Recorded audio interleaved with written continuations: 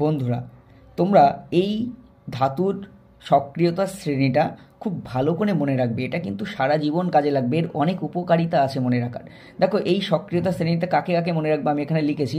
Lithium, potassium, calcium, sodium, magnesium, aluminium, zinc, লোহা, tin, lead, hydrogen, copper, mercury, silver, gold. এটা মনে রাখার উপকারিতা কি? এখানে উপরে যে চারজন আছে দেখতে পাচ্ছ, লিথিয়াম, পটাশিয়াম, ক্যালসিয়াম, সোডিয়াম, এদের অক্সাইড বা হাইড্রোক্সাইড, এরা ক্ষারক তো বটেই, এরা ক্ষার, ঠিক আছে। আর বাকিরা ক্ষারক হলেও ক্ষার নয়। তোমরা সবাই জানো সব ক্ষারই ক্ষারক, কিন্তু সব ক্ষারকই ক্ষার নয়, তাই তো। আরেকটা উপকারিতা হলো, এই যে তড়িৎ রাসায়নিক শ্রেণী বা ধাতু সক্রিয়তা শ্রেণীতে যারা হাইড্রোজেনের উপরে আসে, তারা লঘু অ্যাসিড থেকে হাইড্রোজেনকে প্রতিস্থাপিত করতে পারে, কিন্তু যারা হাইড্রোজেনের নিচে আসে তারা লঘু অ্যাসিড থেকে হাইড্রোজেনকে প্রতিস্থাপিত করতে পারে না। আর যারা হাইড্রোজেনের উপরে আসে তাদের পরমাণু বিজারণ বিভবের মান